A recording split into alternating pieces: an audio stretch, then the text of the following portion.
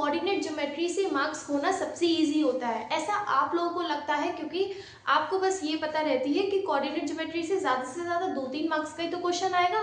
But आप ये भूल जाते हो कि वो जो 2-3 मार्क्स के क्वेश्चन आए हैं वो हर बार वो पैटर्न को फॉलो करते हैं जो कि बोर्ड एग्जाम में क्वेश्चन रिपीट होते हैं। हाँ, आपने सही सुना कि ऐसे क्वेश्चंस जो बार बार पर रिपीट होते हैं आप उन क्वेश्चंस को छोड़ के आ जाते हो। तो अगर आपको लगता है कि इन 2-3 मार्क्स से मेरा कुछ नहीं होने वाला, इनको छोड़ के आता हूँ, तो आप इस वीडियो को प्लीज मत देखना। लेकिन अगर आपको लगता है कि 2-3 मार्क्स से मेरे परसेंटेज इंक्रीज हो सकते हैं और ऑब्वियसली होते भी हैं, तो वीडियो के एंड तक इसको देखना, वीडियो को एंड तक देखना और इस वीडियो को स्किप मत करना। सो नमस्कार स्टूडेंट्स, मैं हूं मना royal from make real achievements. आप लोगों को पता चल गया होगा कि आज मैं कराने वाली हूँ कोऑर्डिनेट ज्योमेट्री के PYQs। कोऑर्डिनेट ज्योमेट्री के मैंने इसलिए चूज करे क्योंकि ये भी हमारे एक तरह से हाई स्कोरिंग टॉपिक है, जिसमें से मार्क्स आते ही आते हैं एंड इवन केस स्टडी भी आती है। बट केस स्टडी की बात अभी हम नहीं करेंगे। केस स्टडी के लिए मैं अलग से एक पूरा वीडियो शूट करूंगी जिसमें सारे केस स्टडी होंगे ऑल चैप्टर से रिलेटेड। तो यहाँ पर आज हम करने वाले हैं कोऑर्डिनेट ज्योमेट्री के MCQs से लेकर लॉन्ग आंसर तक के questions. So let's together make your achievement real, let's get started. तो यहाँ पर मैंने आप लोगों के लिए 2 क्वेश्चंस लिख रखे हैं। मैं आपसे बस एक बात बोलना चाहूंगी वीडियो स्टार्ट करने से पहले कि प्लीज अपना फॉर्मूला लेके बैठो साथ में। जिसको नहीं लर्न वो लेके बैठो, जिसको लर्न है उसके लिए बहुत ज्यादा बेस्ट है। तो यहाँ पर देखो, सबसे पहला क्वेश्चन है find the distance between 2 points A and B। आप लोगों को पता है जब भी ऐसे क्वेश्चन आते हैं तो हमें बस ये देखना है कि 3 तरीके के फॉर्मूले होते हैं। एक होता है डिस्टेंस बिटवीन 2 पॉइंट्स, एक होता है सेक्शन फॉर्मूला और तीसरा होता है मिड पॉइंट फॉर्मूला। तो तीनों में से कौन सा इस क्वेश्चन में यूज होगा वो हम क्वेश्चन पढ़ के पता करेंगे। तो इसमें है find the distance between 2 points. 2 points के बीच में डिस्टेंस पूछने को कह रहा है वो। तो ये देखो, ये मैं कह नहीं रही कि शॉर्ट आंसर हो सकता है, वेरी शॉर्ट भी हो सकता है, it's may be very short और MCQ। तो इसको हमें सीखना है, करना भी है।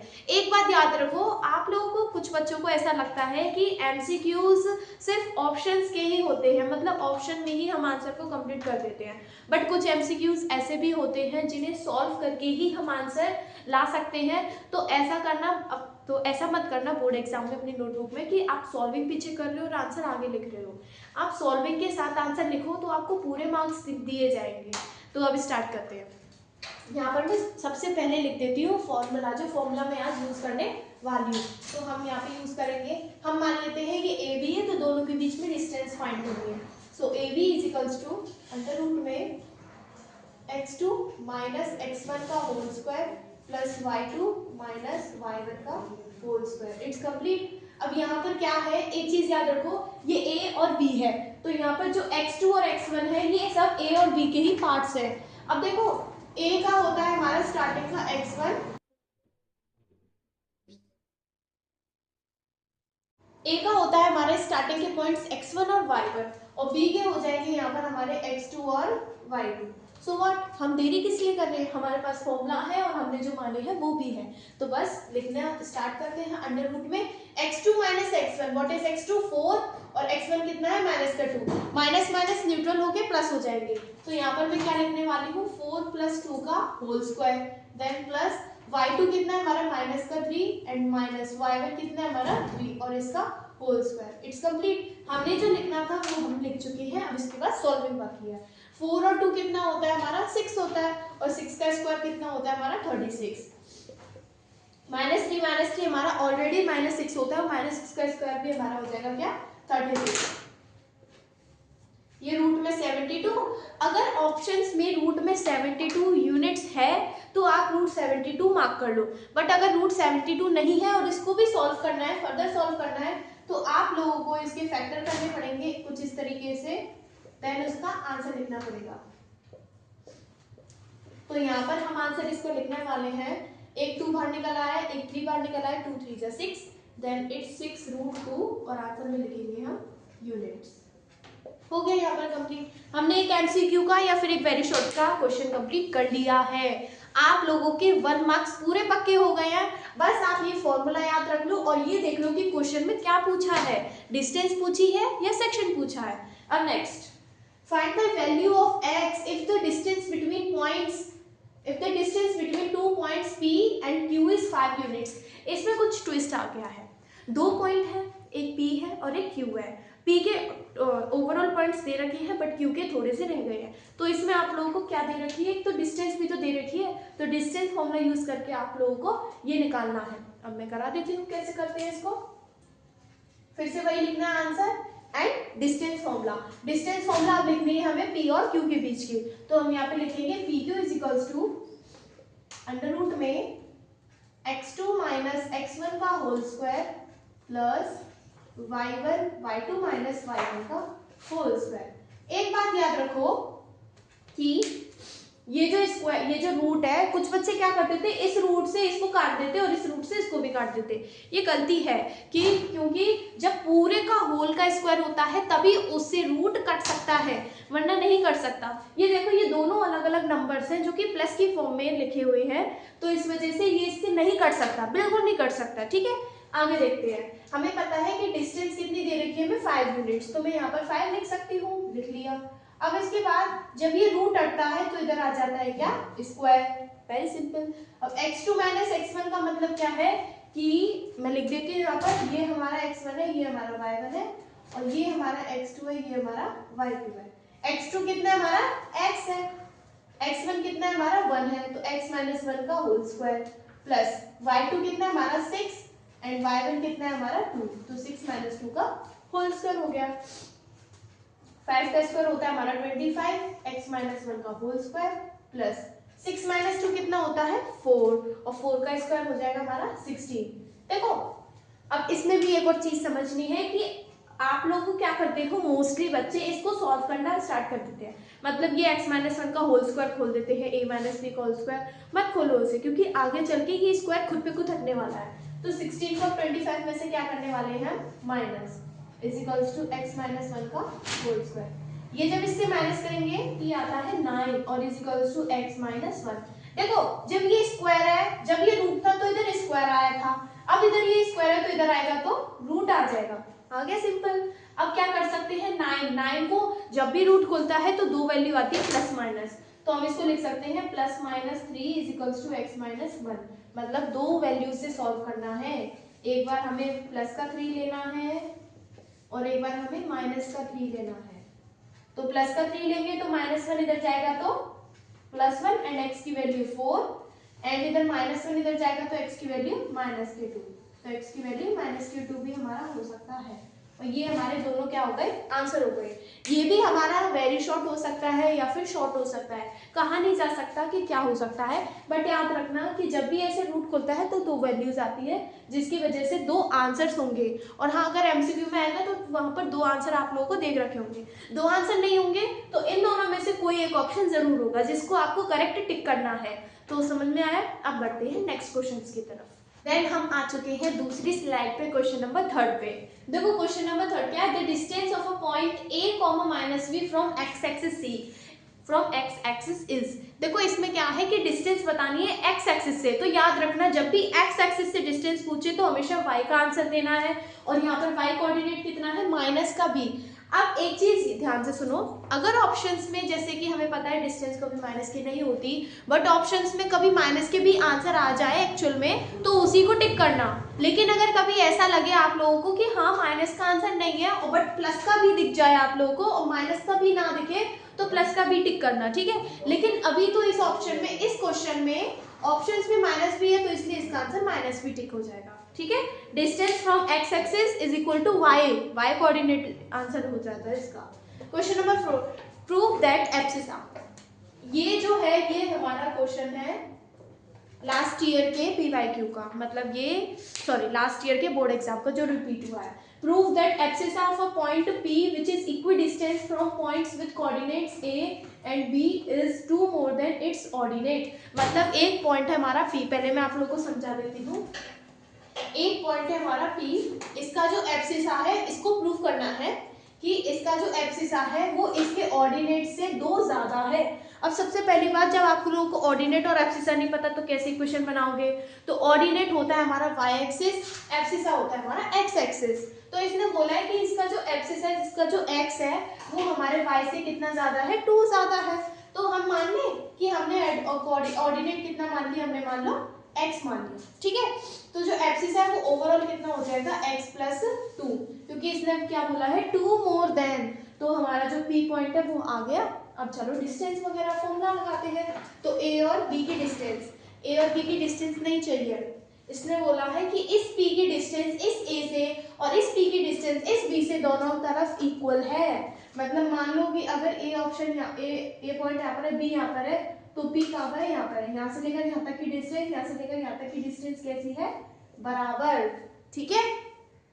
अब हमें सिंपल क्या लगाना है, formula AP is equals to BP लगाना है। अब क्या करेंगे, रूट में AP है तो A और P, तो इसके लिए हम मान लेते हैं इसको x1 और y1 और इसको मान लेंगे x2 और y2, ठीक है। तो x2 कितना है, x प्लस 2 और x1 कितना है हमारा 7, तो माइनस का 7 का होल स्क्वायर प्लस, अब y की भी बारी है, तो y2 कितना है हमारा x और y1 कितना है हमारा 1, तो इसका होल स्क्वायर हो गया, ठीक है। अब उसके बाद क्या करना है, रूट में, हम ऐसा क्यों कर रहे हैं, क्योंकि इसने बोला है कि which is equi distance from points the coordinates a and b। तो अब BP की बारी है, BP के लिए इसमें ये अब x1 y1 तो नहीं है, अब ये हो जाएंगे हमारे x1 y1 और ये हो जाएंगे x2 और y2। अब देखो x2 माइनस x1 होता है, तो x प्लस 2 माइनस 3 का whole square plus x minus 5 का होल स्क्वायर, कंप्लीटेड। अब देखो ये रूट है, ठीक है, x ये माइनस 7 प्लस 2 माइनस 5 होता है, तो x माइनस 5 का होल स्क्वायर हो जाएगा और ये हमारा बन जाएगा x माइनस 1 का होल स्क्वायर। सेम है, इधर भी कुछ ऐसा करने वाले हैं, ये हो जाएगा हमारा x माइनस 1 का होल स्क्वायर और ये बचेगा हमारा x माइनस 5 का होल स्क्वायर। आप लोग मुझे बताओ क्या इसके बाद ये सॉल्व हो सकता है? पहले आप लोगों की नजरें सारी इधर होनी चाहिए, इधर भी x माइनस 5 का होल स्क्वायर, इधर भी x माइनस 5 का होल स्क्वायर, इधर भी x माइनस 1 का होल स्क्वायर, इधर भी x माइनस 1 का होल स्क्वायर, और दोनों ही हमारे बिल्कुल इक्वल लग रहे हैं, प्लस की फॉर्म में है, रूट भी है, तो यहाँ से हम क्या बोल देंगे, प्रूफ बोला था, हेंस प्रूफ्ड, हो गया हमारा सिंपल। हम यहाँ पे क्या लिख देंगे इसका आंसर, हेंस प्रूफ, क्योंकि हमसे ये प्रूफ करने को बोला था और हमने ये प्रूफ कर दिया। जब दोनों की डिस्टेंस बराबर आ रही है तो हमसे यही तो प्रूफ करवा रहा था, सिंपल। अब पढ़ते हैं नेक्स्ट क्वेश्चन। यहाँ पर मैंने आप लोगों के सामने क्वेश्चन नंबर 5 तो लिखा है, बट ये याद रखना कि इसका जो मार्क्स है वो मिलने वाला है आप लोगों को 3, मतलब ये कि ये 3 मार्क्स का है। इसे हम लॉन्ग भी कह सकते हैं, इसे हम सेक्शन सी का क्वेश्चन भी कह सकते हैं, या फिर इसे हम शॉर्ट भी कह सकते हैं। तो इसमें क्या है, और ये भी हमारा लास्ट ईयर आया था। तो if the points A, B, C, D are the vertices of a parallelogram ABCD, firstly हम पैरेललोग्राम ड्रॉ कर लेते हैं। तो मैंने यहाँ पे पैरेललोग्राम ड्रॉ कर दिया और इसको इससे ज्वाइन कर दिया। नाम लिखेंगे हम यहाँ पे A, B, C and D। इनके पॉइंट्स भी लिख सकते हैं। A है हमारा 6,1, B है हमारा P,2 एंड C है हमारा 9,4 और D है हमारा 7,8। तो इसमें बोला है कि ये जो है ये हमारे पैरेललोग्राम के वर्टिसेस हैं, तो इसकी मदद से P और Q की वैल्यू फाइंड करो। देखो सबसे पहले इसमें यूज होने वाला है हमारा सेक्शन फॉर्मूला, सबसे पहले इसमें यूज होने वाला है हमारा mid point formula. Mid point formula कैसे, हम A और C को ज्वाइन करो और B और D को ज्वाइन करो। क्या A और C की मदद से मैं इसके मिड पॉइंट O को निकाल सकती हूँ?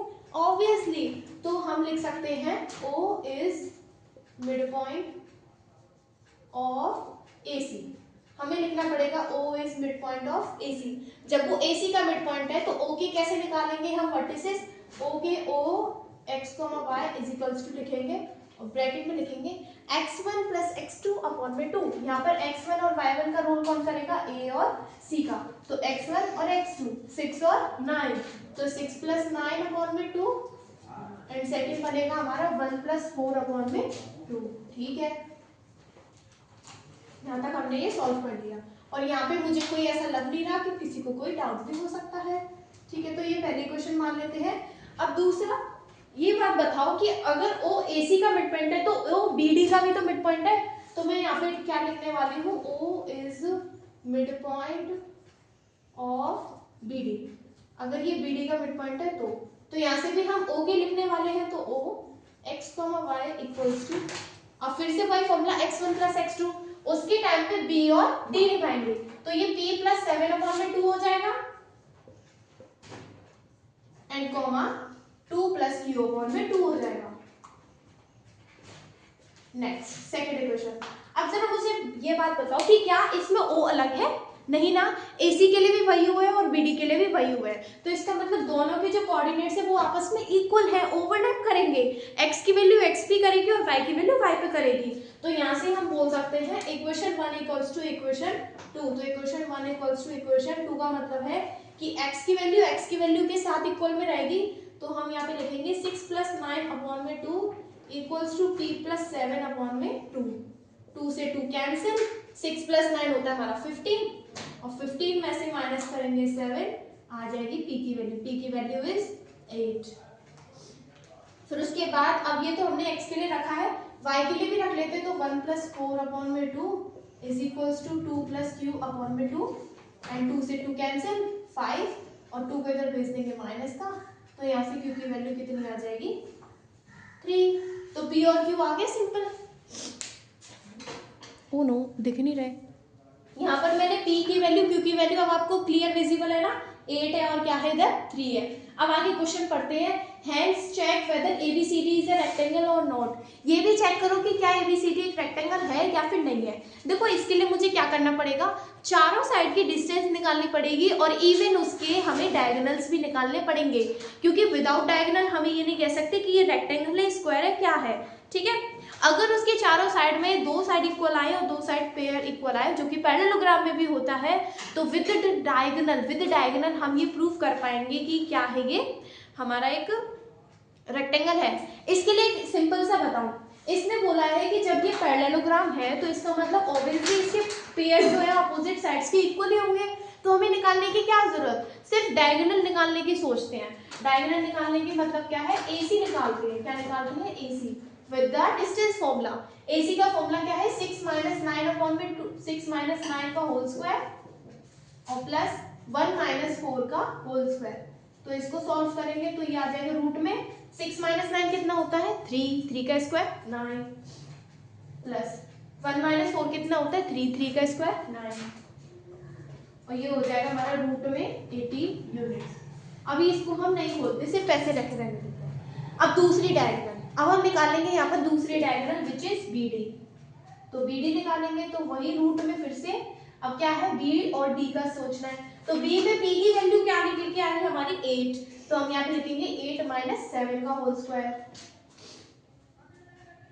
प्लस फिर लिखेंगे 2 - Q कितना हो गया 3, तो 2 - 3 का होल स्क्वायर और इसको हम रूट में से सॉल्व करेंगे 8 - 7 1 का होल स्क्वायर 1, 2 - 3 1 का होल स्क्वायर 1, तो यहाँ से ये क्या आ गई रूट में 2।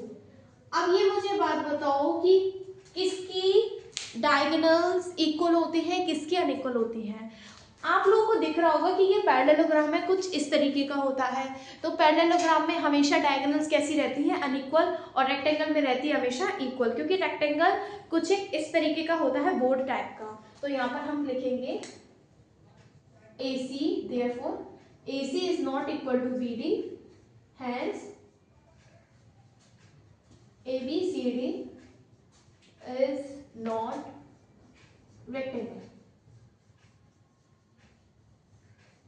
इससे हमें ये पता चलता है कि ABCD हमारा रेक्टेंगल तो बिल्कुल नहीं होने वाला। अब हमने जब डिस्टेंस फॉर्मूला के क्वेश्चन कर ही लिए, तो उसके बाद आता है हमारा बोर्ड्स का फेवरेट सेक्शन, जिसका नाम है सेक्शन फॉर्मूला, और जिसमें अक्सर बच्चे अपने फॉर्मूलेस भूल जाते हैं, जो कि इसका बहुत सिंपल सा फॉर्मूला है, और उसके बाद मार्क्स वहीं के वहीं गिर जाते हैं, क्योंकि फॉर्मूला गलत होता है तो ऑब्वियसली जो वैल्यू सब्स्टिट्यूट होती है वो भी गलत हो जाती है, पुट हो जाती है, एंड आंसर इज गलत हो जाता है। तो देखो क्वेश्चन क्या है, find the coordinates of the point which divides the line joining A and B internally in the ratio 1:2। देखो ये दो तरीके से होता है। मान लीजिए एक पॉइंट ये रहा, दूसरा पॉइंट ये रहा, इन दोनों से एक लाइन जा रही है, ठीक है, तो इनको एक बीच में पॉइंट क्या कर रहा है, डिवाइड कर रहा है। क्या कर रहा है, डिवाइड। अब देखो इनके बीच में जरूरी नहीं है सिर्फ इससे होके वो पॉइंट जा रहा है। जैसे कि मान लो मैंने एक डायग्राम बनाया, ये रहा मेरा एक डायग्राम 2 लाइन सेगमेंट्स का, जिसमें सबसे पहले लाइन सेगमेंट है A और दूसरी है B, सॉरी सबसे पहला पॉइंट हमारा a 2 माइनस के 2 और b है हमारा 3 4। यहाँ पर मैंने a और b से एक लाइन सेगमेंट ज्वाइन कर ली है। अब इसमें बोला है कि find the coordinates of the point which divides the line joining a and b internally in the ratio 1:2। Internally का मतलब है कि ये जो लाइन है इसी के अंदर कहीं ना कहीं वो पॉइंट लाइन होना चाहिए, आना चाहिए, और कौन सी रेशियो में, 1:2 में। तो देखो इसको ध्यान से देखेंगे कि कोई भी एक पॉइंट बना देते हैं कि इसका ही पर भी मैंने मान लिया P, ठीक है, सपोज कर दिया, और इसके रेशियो मान लिए मैंने, इसके जो कोऑर्डिनेट्स है मान लिए मैंने x, y, और रेशियो क्या माने मैंने 1:2, 1:2, क्योंकि इसमें बोला है रेशियो क्या है, 1:2 है। अब याद रखो जब भी ऐसे फॉर्मूला आए तो हमें याद रखना है, फॉर्मूला होता है हमारा, मैं यहाँ लिख देती हूँ, जैसे मुझे P के कोऑर्डिनेट्स निकालने हैं तो P x, y equals to mx2 nx1 upon में m plus n, my2 plus ny1 upon में m प्लस n। मैंने ये फॉर्मूला लिख दिया है। अब हम लिखने वाले हैं इसमें वैल्यूज को पुट करने वाले हैं। देखो जैसे कि a है, a को मैंने मान लिया कि x1 और y1 की वैल्यू, इसको हम मान लेंगे x2 और y2 की वैल्यू, ठीक है। और जो रेशियो है इसे हम मानेंगे m:n, मतलब कि m की वैल्यू और ये n की वैल्यू। तो सिंपली बस कुछ नहीं करना, m का देखो मैं बताती हूँ एक शॉर्ट ट्रिक से कि अगर फॉर्मूला भी याद नहीं रहे तो बस तुम इस डायग्राम को याद रखना। अगर डायग्राम याद हो गया तो फॉर्मूला इसी से बन जाएगा। कैसे, जैसे कि इधर m है तो 1 का इंटू x2 से कर दो, मतलब 3 से, ये ऐसे क्रॉस करेंगे हम, ठीक है। तो सबसे पहले हम किस पे फोकस करते हैं, x की वैल्यू पे, तो x के लिए m का इंटू 3 से कर दो, मतलब 1 का इंटू 3 से, फिर लगा दो प्लस, फिर कर दो n का इंटू फिर से x से, क्योंकि अभी हम x पे वर्क कर रहे हैं, तो 2 का इंटू कर देंगे फिर से 2 से, तो 2 इंटू 2, और अपॉन में क्या कर देंगे, इन दोनों को ऐड, तो 1 प्लस 2 3 होता है, कॉमा। अब हमने कर दिया किस पे वर्क, x पे, अब करेंगे y पे वर्क, फिर से हम m लिखेंगे लेकिन इसके साथ इंटू करेंगे y2 का, मतलब 1 इंटू 4 लिखेंगे, फिर देन प्लस लगाएंगे और n का इंटू कर देंगे y1 से, मतलब 2 इंटू माइनस का 2 लगा देंगे, और अपॉन में लिख देंगे n प्लस n, मतलब 1 प्लस 2 हो जाएगा। अब उसके बाद देखिए सॉल्व करते हैं, 3 1 जा 3, 2 2 जा 4 अपॉन में 3, फिर ये 4 और ये माइनस का 2 2 जा 4 और अपॉन में 3। अब आप लोगों को दिख रहा होगा आंसर, इसका आंसर है 7/3 सॉल्व करके, और इसका होगा 0/3, मतलब 0 कह सकते हैं। तो ये हो गए हमारे P के कोऑर्डिनेट्स, और ये हो गया हमारा फाइनल आंसर। तो फाइनल आंसर को मैं कर दूंगी एक ब्रैकेट में 1, यहाँ पर ये हमारा आंसर क्लियर हो चुका है। देखो जब हम स्टेप बाय स्टेप किसी क्वेश्चन को करते हैं तो वो यूं चुटकियों में सॉल्व हो जाता है, क्योंकि उसमें लगता ही नहीं है कि हमने इतना बड़ा क्वेश्चन सिर्फ स्टेप से कर दिया, क्योंकि हमें क्या होता है, कॉन्सेप्ट लर्न होता है, फॉर्मूला भी रिवाइज होता है, इसी चक्कर से स्टेप बाय स्टेप दिमाग में होते हैं और हमें सिर्फ लिखना होता है। पढ़ते हैं नेक्स्ट क्वेश्चन की तरफ। अब आता है नेक्स्ट क्वेश्चन। नेक्स्ट क्वेश्चन आप लोगों ने पढ़ ही लिया होगा, in what ratio does the point P divide the line joining A and B। मतलब ये कि हमें भी इसमें एक चीज में बता दूं कि अगर दो पॉइंट आए, उनसे एक लाइन सेगमेंट बने, साथ ही इसमें बोल दिया जाए कि रेशियो, क्या चीज, रेशियो वाली बात बोल दी जाए, तो सिर्फ याद रखना सेक्शन फॉर्मूला, उसके लिए डायग्राम बनेगा, देन फॉर्मूला याद होना चाहिए और फिर बाद में सॉल्विंग। तो हम क्या करते हैं, सबसे पहले डायग्राम बना देते हैं। तो डायग्राम इसमें ये रहा, दो लाइन सेगमेंट ज्वाइन हो रही है, तो ए गया और बी। तो ए है हमारा कितना, 2 और बी कितना है 4, देन बीच में इसने इसको क्या कर दिया, डिवाइड कर दिया, तो पी को हम मान लेते हैं क्या है 1,2, और रेशियो नहीं पता, रेशियो निकालने हैं तो हम मान लेते हैं m/n, और हमें क्या फाइंड करना है m/n। देखो कुछ बच्चों ने m1 m2 सीखा है, कुछ ने k/1 सीखा है, कुछ ने m/n सीखा है, तो आप लोगों को किसी भी प्रॉब्लम नहीं होनी चाहिए, क्योंकि वो सब इक्वली ही होते हैं, बराबर होते हैं। ऐसा कुछ वो नहीं है कि m/n है तो इससे फॉर्मूला गलत हो जाएगा, बस वो आप लोगों के ऊपर डिपेंड करता है कि आप लोग इतने सारे होने के बावजूद कैसे याद कर पाते हो। अब हम तो m/n से कराते हैं। यहाँ पर क्या है, फिर से फॉर्मूला लगेगा। अच्छा हम इसको निकालने के लिए तो इन सब का यूज करते हैं, तो आज इससे हम इन दोनों का यूज करेंगे, मतलब उन लोगों को निकालने के लिए p का यूज करेंगे। तो हमें पता है p के कोऑर्डिनेट के लिए पहले हम लिखेंगे formula mx2 plus nx1 upon में m plus n comma n x two comma m y two plus n y one upon में एम प्लस एन कर दिया। अच्छा p की वैल्यू है तो ऑब्वियसली 1,2 होगा, ठीक है, मतलब x की वैल्यू 1 और y की वैल्यू 2। अब देखो क्या है इसमें एक ट्विस्ट है। कैसा ट्विस्ट है, हम ये लिखने से पहले इसमें क्या है बहुत सिंपल तरीके से निकाल सकते हैं। चाहे तो आप x की वैल्यू यूज करो चाहे y की वैल्यू यूज करो, किसी से भी रेशियो आ जाएगा। तो मैं यहाँ पे यूज करने वाली हूँ x की वैल्यू।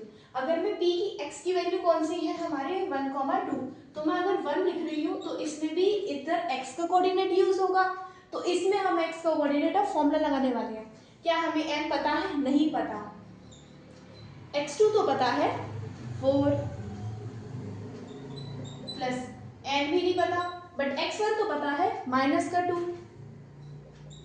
और अपॉन में क्या आ जाएगा m प्लस n, जो कि हमें नहीं पता। फिर क्या करेंगे m प्लस n का इससे मल्टीप्लाई कर देंगे तो ये हो जाएगा m plus n is equals to ये हो जाएगा 4m देन माइनस का 2m। अच्छा मुझे एक बात बताओ, अब हम क्या करने वाले हैं m और n को अलग अलग रखने वाले हैं। तो मैं एक काम करती हूँ 4m को इधर ले आती हूँ, तो ये m माइनस 4m और ये माइनस का 2m और इधर वाले को इधर ले आते माइनस का n हो जाएगा। अब इसे माइनस करेंगे तो माइनस का 3m और ये भी हो जाएगा माइनस का 3n, माइनस से माइनस कैंसिल, 3 से कैंसिल ये, तो m is equals to n आ गया। इसका मतलब क्या हुआ, जब हम m के नीचे n को बुलाते हैं तो इधर बचता है सिर्फ और सिर्फ 1, मतलब 1/1। इसका सिंपल मीनिंग ये हो गया कि m रेशियो n हमारा कितना आएगा 1:1। मतलब ये जो p है हमारा ये इन दोनों का मिड पॉइंट है, इन दोनों लाइन का क्या है मिड पॉइंट। कैसे पता चला, क्योंकि इन दोनों के रेशियो सेम है। जब डिस्टेंस सेम हो उस पॉइंट से इस पॉइंट तक, इस पॉइंट से इस पॉइंट तक, तो ऑब्वियसली वो उसका मिड पॉइंट हो गया। और यहाँ पर भी ये कितना इजी तरीके से सॉल्व हो गया। अब बढ़ते हैं नेक्स्ट की तरफ। यहाँ पर मैंने आप लोगों के सामने लिख दी लास्ट 2 क्वेश्चन, जो कि नॉर्मली 1 या 2 मार्क्स की पूछे जा सकते हैं। और हमने इस चैप्टर का एक तरह से कंप्लीट पीवाईक्यू रिवीजन कंप्लीट भी कर लिया, बस इन 2 क्वेश्चन को लास्ट करने की देरी है। अब क्वेश्चन पढ़ लेते हैं। Find the coordinates of the mid points of line joining this. मतलब ये कि इन दोनों लाइन, ये जो दोनों लाइन बना रही है इनके बीच में आने वाला एक मिड पॉइंट, उसके कोऑर्डिनेट बता दो। तो हम देखो क्या करने वाले हैं, पहले तो इन लोगों के लिए एक डायग्राम बनाने वाले हैं। तो ए ये रहा और बी ये रहा। बी के कोऑर्डिनेट है 4, -2, ए के कोऑर्डिनेट है -6, 2। मतलब ये एक पॉइंट है हमारा पी, जो कि इन दोनों को क्या कर रहा है मिड पॉइंट, इन दोनों के बीच का मिड पॉइंट है। तो मिड पॉइंट निकालने का बहुत सिंपल फॉर्मूला है, इतना सिंपल मैं बता नहीं सकती। जैसे मुझे पी के निकालने हैं तो क्या करना है, जो x1 x2 है इन दोनों को प्लस करके 2 से डिवाइड कर दो, y1 y2 है प्लस करके 2 से डिवाइड कर दो। मैं फॉर्मूला लिख देती हूँ।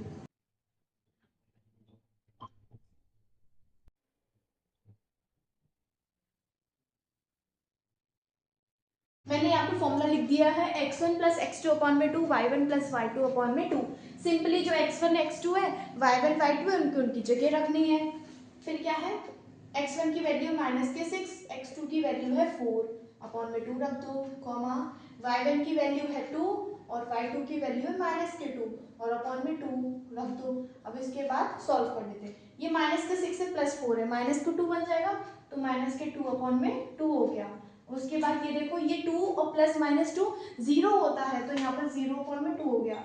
बट हम इसको अगर अच्छे तरीके से लिखना चाहें तो px, y आ जाएगा हमारा 2 से 2 गए -1 बचा, तो -1, 0 एंड इट आवर आंसर। हो गया कंप्लीट। सिर्फ मिड पॉइंट फॉर्मूला याद करना है, बाकी कुछ नहीं करना है।